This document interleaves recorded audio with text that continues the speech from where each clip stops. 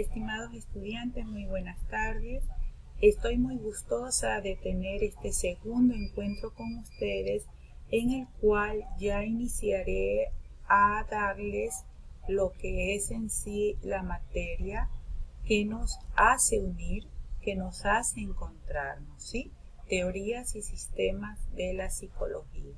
Como ustedes ya podrán ver en su plataforma, que es esta, para mí se refleja de esta manera, en el área de diapositivas, yo les subí unas diapositivas referentes a la presentación de la materia, ¿sí? En estas diapositivas, ustedes van a encontrar la repartición de la carga semanal de esta primera unidad. Asimismo, les estoy haciendo identificación de cómo están repartidas las tareas que ustedes deben de realizar y se les está dando a conocer de qué herramientas nos vamos a apoyar para la evolución de nuestra asignatura, ¿sí? Yo les pido por favor que hagan revisión de esta información. Una vez compartida este material, tenemos las diapositivas de la primera semana, ¿sí? Estas diapositivas constan con imágenes referentes a las distintas temáticas que ustedes van a abordar, mismas que son en base del compendio, ¿sí? Y que ustedes tienen que reforzarlas, ya que esa es parte de la modalidad de ser estudiantes de online. Ya están subidas en su plataforma, ya las van a encontrar y pueden comenzar a visualizarlas, ¿sí? A continuación, ustedes van a escuchar dos grabaciones referentes a este primer tema. He tratado de fusionar material que se utilizó en lo que es el semestre del año 19-20 y lo que fueron los semestres de los años 20, del año 2020, ¿sí? Si ustedes requieren algún refuerzo sobre el mismo, no duden en hacérmelo saber. Por mi parte, espero que este material sea de bastante ayuda e iré entregándoles más información. Ha sido un gusto tener este contacto. No se olviden que tenemos el grupo de WhatsApp. Ya veo que muchos están participando en el foro de presentación y en el foro de debate. Eso está muy bien, eso demuestra su deseo de iniciar con pies firmes todo lo relacionado a sus estudios, lo cual es muy positivo.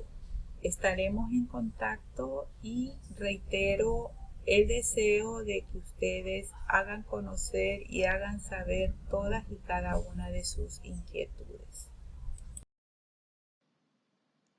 Tenemos una imagen que nos da una perspectiva gráfica de lo que hemos leído. Recuerden que estamos viendo son antecedentes y como ya lo habíamos dicho, vamos a los antecedentes filosóficos de la psicología. Es un aporte de José Moya Santocho. Aquí encontramos lo que es el paso del mito a logos. ¿Qué significa el paso del mito a logos? Es el paso de explicaciones o respuestas tradicionales y arbitrarias a explicaciones lógicas y racionales. Vamos a ver un poquito de la definición de ciencia y su clasificación. Se realiza una revisión teórica del contexto positivista en el que se da el origen de la psicología como ciencia que busca afiliarse a la fisiología y alejarse de la filosofía para cumplir con la perspectiva positivista. asimismo de cómo en la actualidad se ha dado una excesiva importancia a las neurociencias, dejándose de lado la reflexión filosófica. Se argumenta porque debiera dársele más importancia a la formación filosófica, y como esto beneficiaría el desarrollo de la psicología como ciencia, para ello se pone el ejemplo de dos disciplinas filosóficas, la ontología y la noxiología.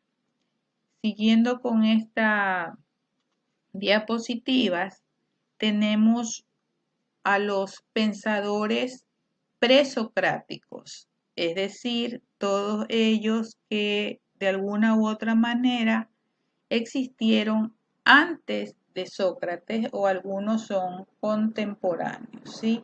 Ellos son los que más nos ayudan con esto de lo que es el paso del mito al logos. Una pregunta que se hace en la historia de la filosofía y la historiografía en general es por qué los presocráticos aparecieron en las colonias de la Grecia continental y no en Atenas, la ciudad que era de mayor importancia en toda la Helade. Pero el filósofo inglés Russell, esto dice que tiene una explicación más sencilla. Las áreas griegas colonizadas en las costas de la actual Turquía, lo que es Asia Menor, Sicilia y el sur de Italia, o Agdera, al norte de Tracia, eran más ricas que la propia Grecia continental. Esto provocó el nacimiento de una sólida clase aristócrata que, liberada del trabajo ordinario y de su participación en guerras, podía permitirse dedicarse a otra actividad como el estudio y la investigación. De hecho, cuando Atenas en el siglo V a.C. se convierte en una ciudad más rica de toda Grecia, aparecen entonces grandes filósofos como Sócrates y Platón. Otros aspectos importantes acerca de este periodo tienen que ver con la propia definición de la filosofía, que los llevó a los presocráticos desde un punto de vista epistemológico a actuar de esta manera.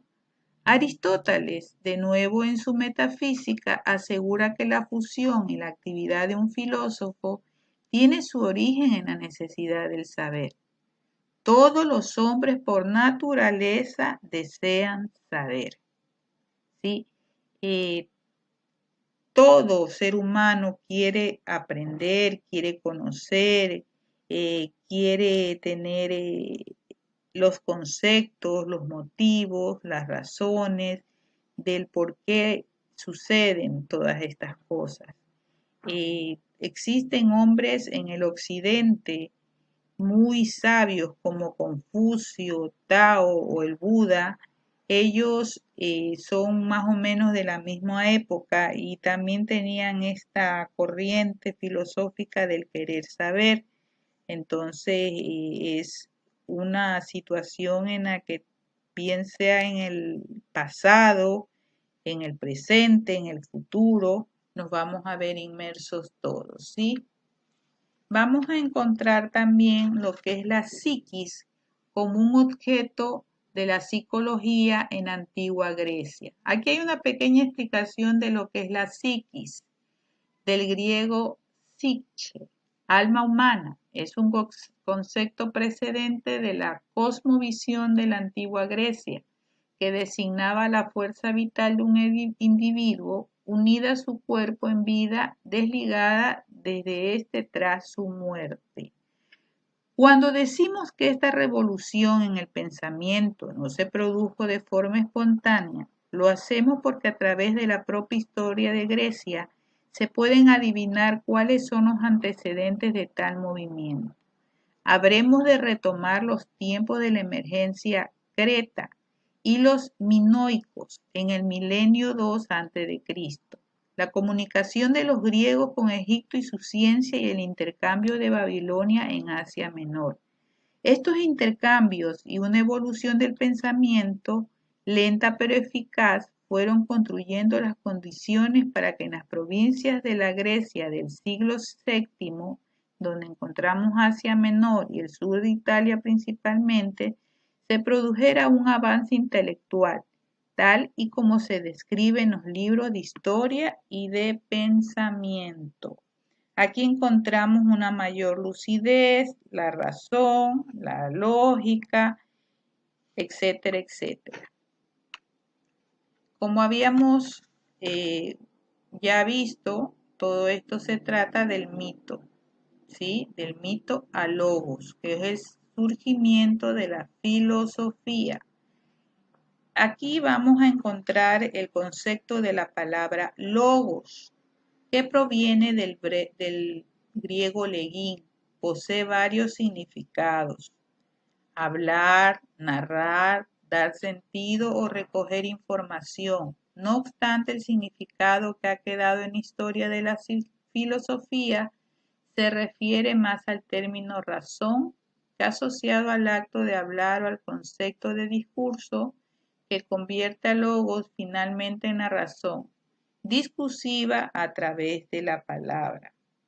Sus claras connotaciones relativas al conocimiento han servido para que, en el tema que nos ocupa logos, sea el final de una transición que se inicia con un discurso basado en el mito y la costumbre que va a desembocar o finalizar en la revisión de ese mismo discurso por otra racionalidad, que es la de los llamados filósofos pensadores, los cuales no aceptan el relato mítico, sino que lo dialogan críticamente.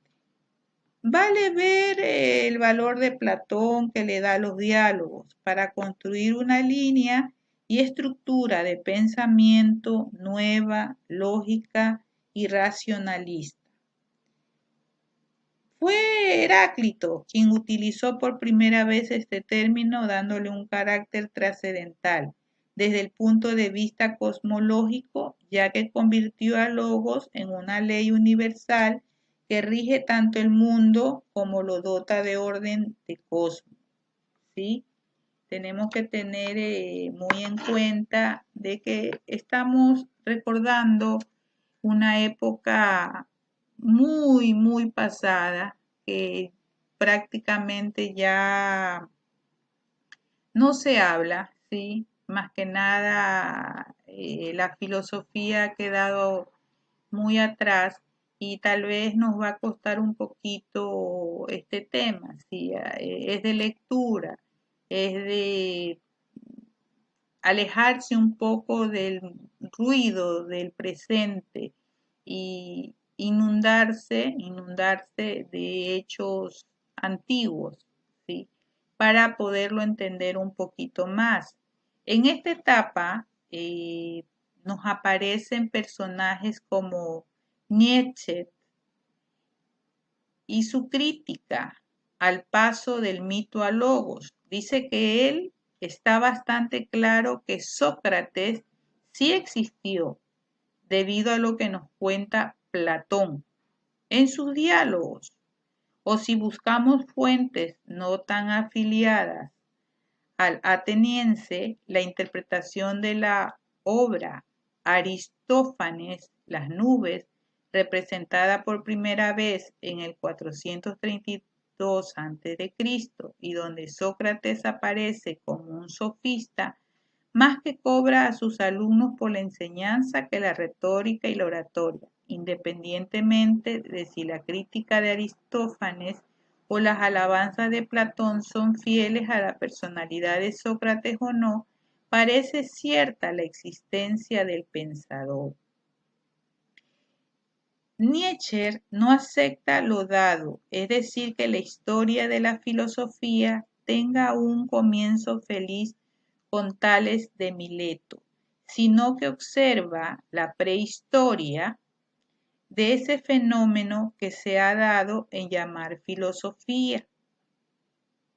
En obras como en El origen de la tragedia, donde departe sobre lo apolineo y lo dionisiacio, Nietzsche ahonda en este aspecto y critica el hecho de asumir el paso del mito a logos, nos ha hecho imponer ese logos al resto del mundo sin ahondar en las filosofías y sabiduría de otro pueblo, lo cual le da, en opinión a Nietzsche, un carácter ideológico a la propia historia de la filosofía occidental, y él tiene su obra, ¿sí?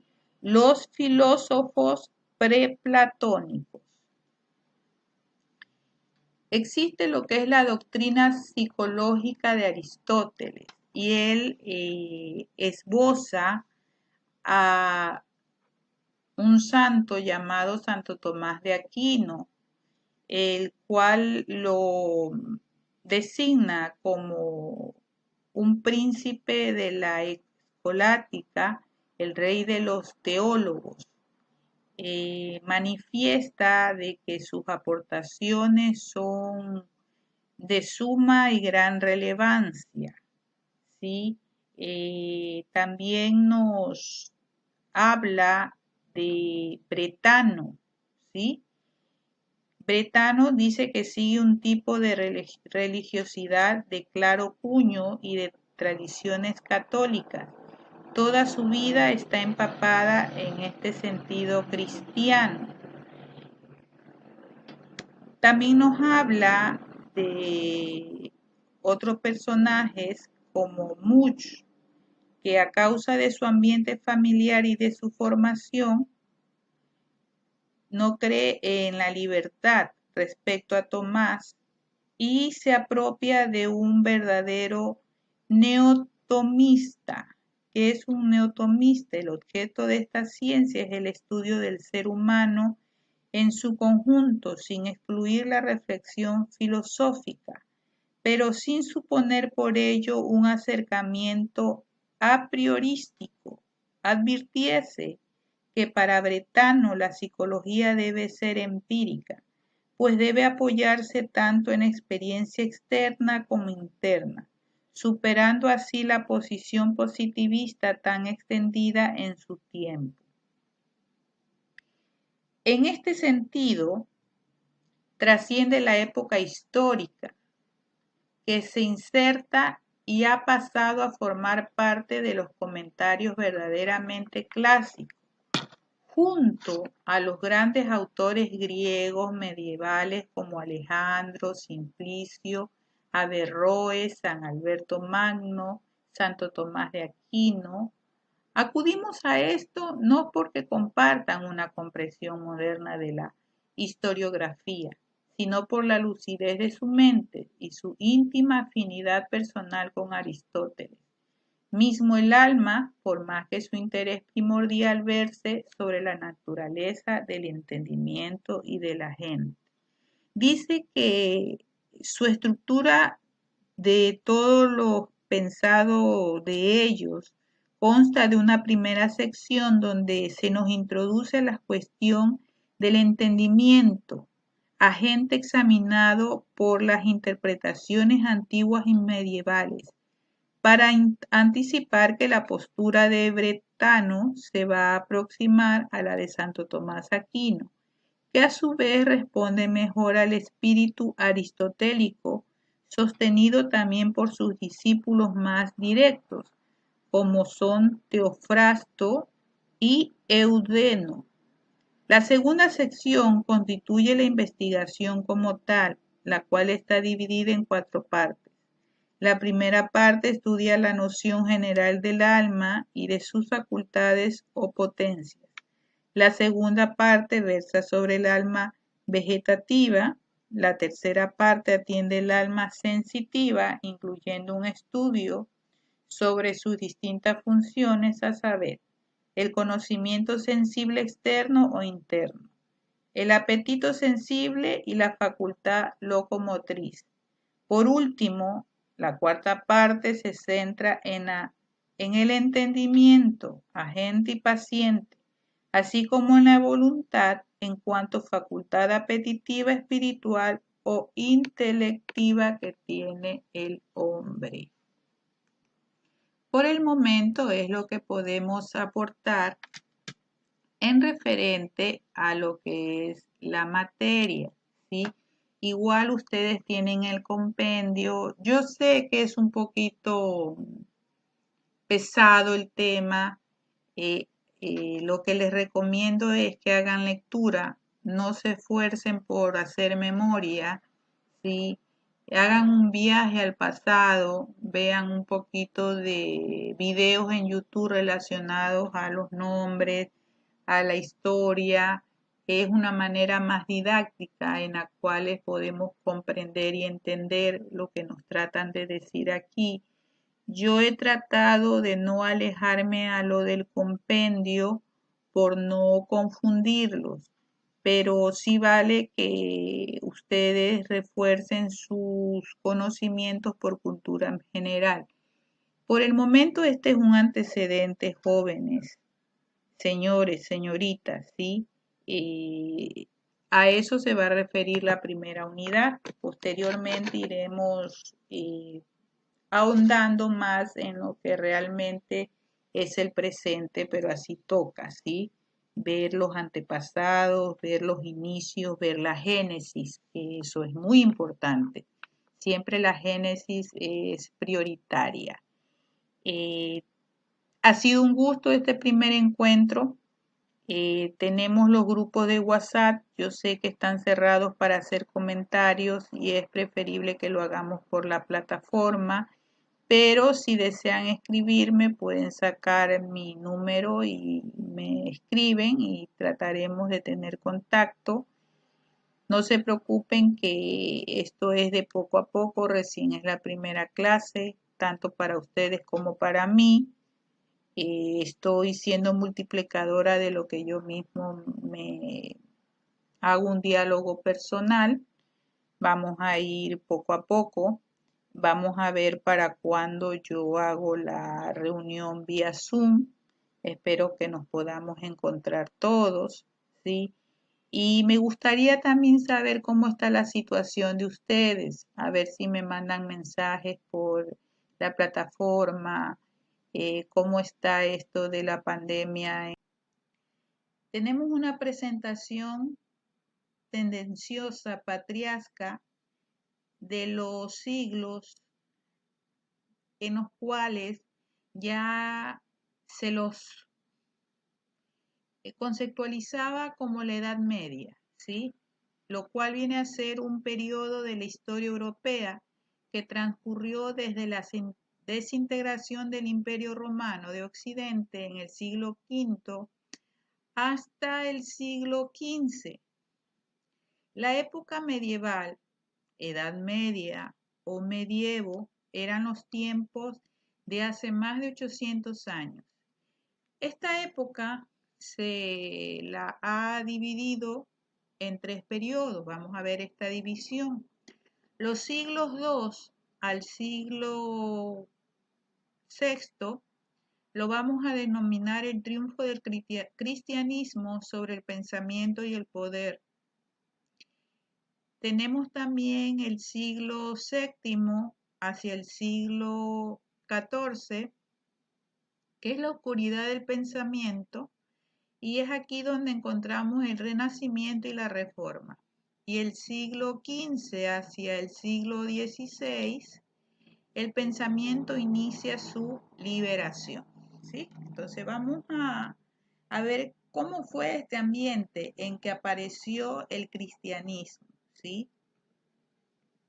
Porque en esta época es donde más se resalta la creencia de Jesús, el cual no revela ni demuestra. Jesús enseña. Se presenta como el camino, la verdad y la vida. Los cristianos han de amar a Dios y a todos los hombres, aun los enemigos, sin ninguna discriminación. Todos los hombres son iguales, elevados a la categoría de hijos de Dios. Al mismo tiempo, los cristianos encuentran respuesta a grandes problemas filosóficos, el origen de todo. Al principio ya existía el verbo, porque por quien fueron hechas todas las cosas. El segundo viene a ser, o la segunda respuesta, el problema de lo uno y de lo múltiple, lo cual no es más que el Padre y yo somos uno y ustedes. Y el problema del mal moral. El hombre comete el pecado, concepto tajante que separa el cristianismo del paganismo. El hombre es culpable ante Dios, pero Jesús nos redime del pecado. El problema de la inmortalidad y del fin del hombre, tras la muerte, resucitamos. La jerarquía de los valores. ¿De qué le sirve al hombre ganar el mundo entero si se pierde a sí mismo? Hay un optimismo cristiano. Dios es perfecto y tiene providencia de nosotros. Y aún el mal físico tiene una explicación y un sentido. Jesús pide la fe, creer en Él, el enviado del Padre. El contenido de la fe, aunque pueda considerarse de tipo especulativo, no se demuestra al estilo filosófico. Hay una revelación. Los primeros cristianos no eran profesores en academias filosóficas, sino testigos, mártires. Predicaban el desprendimiento, la pobreza, la humildad. Todo esto tenía que chocar con el pensamiento pagano. La cruz era un escándalo para los judíos y una estupidez para los griegos. La sabiduría cristiana y la sabiduría pagana no podían permanecer aisladas como gotas de agua y aceite. La providencia dialéctica, acción del espíritu, los cristianos, Tomás de Aquino, y la filosofía de San Agustín, nos da notas cuyos temas pueden tratarse con nitidez. Ya de San Agustín teníamos conocimiento en la clase anterior. Ahora estamos nombrando a un nuevo filósofo, Agustín de Hipona, que es también conocido como San Agustín. Es un santo padre y doctor de la Iglesia Católica. Después de su conversión, fue obispo de Hipona, al norte de África, y lideró una serie de luchas contra las herejías de los maniqueos, los donatistas y el pelagianismo. Hay autores cuyos temas pueden tratarse con nitidez, una tras otra. Los de este santo son de otro estilo. Cada tema implica los demás. Todos los temas están encadenados unos con otros. Yo quisiera hacerles una aclaración de que tal vez en los escritos de San Agustín o en sus obras, en algún momento encontraremos contradicciones, pero estas contradicciones, como lo explica la lámina, es porque él tuvo una conversión. Sus primeros años en la vida, él estaba dedicado al paganismo, ¿sí? Y transcurrió sobre muchas creencias muy contrarias a la fe, pero él tuvo una transformación, una conversión, y fue en la cual el cristianismo viene a ser su eje central de vida, aunque para él fue tarde que encontró a Dios. Por eso tiene su magistral pensamiento en el que expresa, tarde te amé. Es por esto que a veces quien no hace esta aclaración quiere realzar sus controversias, pero hay que ubicarse en el tiempo y en el espacio en que San Agustín, o Agustín como quieran denominarlo, lo escribe y lo expresa. En los lienzos, tablas y frescos en lo que los artistas representan a Agustín, lo hacen acompañado por un niño que, valiéndose de una concha, intenta llenar de agua marina un agujero hecho en arena de la playa. Dicen que San Agustín encontró al chico mientras paseaba junto al mar, intentando comprender el misterio de la Trinidad, y que cuando trató sonriente de hacerle ver la inutilidad de sus afanes al niño, el niño repuso: ¿no ha de ser más difícil llenar de agua este agujero que desentrañar el misterio que bulle en tu cabeza? San Agustín se esforzó en acceder a la salvación por los caminos de la más absoluta racionalidad. Sufrió y se extravió numerosas veces, porque es tarea de titanes acomodar las verdades reveladas a las certezas científicas y matemáticas y alcanzar la divinidad mediante los saberes enciclopédicos. Y aún es más difícil si se posee un espíritu ardoso que no ignora los deleites del cuerpo. La personalidad de San Agustín de Hipona era de hierro, e hicieron falta durísimos yunques para formarla. Vamos a continuar y vamos a avanzar en lo que está denominado como la teoría del conocimiento. El conocimiento se me hubiera conocido si te hubiera conocido, que me conozca, que te conozca. Era la clave de Agustín. No pensó elaborar una teoría del conocimiento como preparación a una metafísica. Tiene un interés vital: conocerse a sí mismo y conocer a Dios. Que me conozca. Los hombres van muy lejos para conocer la cima de las montañas, pero pasa sin conocerse al que va al lado de sí mismo. Agustín tiene una concepción de resonancias platónicas, según la cual la verdad y el ser se dan a lo inmutable y eterno, en aquello que no cambia.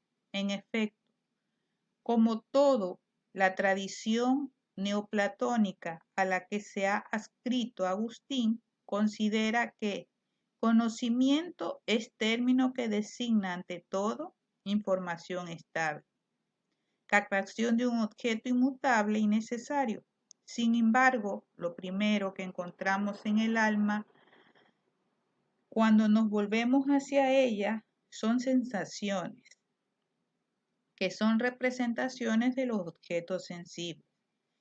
Los objetos externos dejan sus huellas en los órganos de los sentidos y provocan la ocasión de que el alma, que es en sí misma incapaz de dejarse afectar por algo material. ¿Cómo llegamos a tomar contacto con semejantes patrones ideales? Agustín de Hipona ofreció una respuesta que sirve, en buena medida, para identificar las corrientes de inspiración agustiana. La teoría de la iluminación, según metáfora tan antigua, al menos como la República Platónica, y que luego utilizó el neoplatonismo. La idea de bien suprema en el cosmos intangible es como el sol de aquel mundo que hace visibles los objetos intangibles a la manera como la luz solar hace visible lo sensible. Para San Agustín, en efecto, esa misma función desempeña ahora Dios, a quien concibe como aquella luz inteligible, sin cuya intervención no le sería posible al hombre acceder al conocimiento de objetos que manifestante, como interpolares que son, trasciende su condición finita y temporal. La posibilidad de acceder al conocimiento de los patrones eternos con arreglo a los cuales ha sido diseñado el mundo no es otra, pues, que esta de que el alma los contemple en una luz incorpórea esencial, lo mismo que el ojo carnal al resplandor de esta luz material, ve los objetos que están a su alrededor. Podemos hacer un estudio sobre la Trinidad, que es un tratado de Agustín en el cual nos habla bastante sobre el tema que acabo de expresar. En la lámina, la última fila dice que esta frase haría efectos devastadores en Petrarca. Les hago la aclaración de que Petrarca, Francesco Petrarca, fue un pensador y poeta humanista, uno de los más importantes poetas líricos modernos representantes del siglo XIV. Él nació en los años de 1300, más o menos, y muere a la edad de los 70 años en Italia. Él fue muy perturbado por las opiniones y declaraciones de San Agustín. Agustín nos manifiesta de que el alma es creada por Dios, pero no nos dice ni cómo ni cuándo. Manifiesta también que le atraía la preexistencia platónica, pero no lo afirmó. El tema que se planteó fue si Dios crea cada alma por separado o si crea todas las almas en Adán, de modo de que el alma fuera transmitida por la generación de los padres, que es la teoría llamada traduacianismo. Se inclinó por este debido a razones teológicas. La gran objeción contra el traducianismo es que supone compuesta el alma y en el fondo sería la materia. Este nombre de traducianismo fue lanzado por Julián de Clana, acusando de ello a algunos autores católicos como a San Cipriano, a San Ambrosio y a San Agustín. Los historiadores han visto precedente del traducianismo en algunos orientales, como Apolinar y también a Nemesius y algún texto de San Gregorio de Niza. En realidad se desarrolló más bien entre los occidentes. Tertuliano propugnó esta teoría dándole un sentido casi corporal, sentido que el mismo Agustín rechazaría más tarde. No apareció claro en ningún otro, a no ser que más tarde San Lucifer de Cagliari y su discípulo Genadio y Rufino, también en Lactiano y San Jerónimo, niega esto último, mientras que con exageración dice que la mayor parte de los occidentales son partidarios de esa doctrina. La verdad es que el tema aún no había sido dogmatizado, definido, y subsistían dudas entre algunos autores si no lo estudiaban a fondo. Rufino así lo confiesa y Jerónimo no deja de recordar. En Edad Media, que es en la que nos encontramos, se demuestra y se impone el creacionismo, y se dan numerosas razones contra el traducianismo. Muchos, por respeto a la duda agustiniana, no se atreven a condenar la doctrina. Hugo de San Víctor y Alejandro de Ales preparan el camino para la afirmación definitiva del creacionismo. Pedro Lombardo toma decisión decidida contra el traducianismo, presentándolo como contrario a la doctrina de la Iglesia. Con Santo Tomás de Aquino se muestra con más exhaustividad y profundidad la verdad del creacionismo y se rechazará el traducianismo. ¿Sí? Hago una aclaración más o menos de qué viene a significar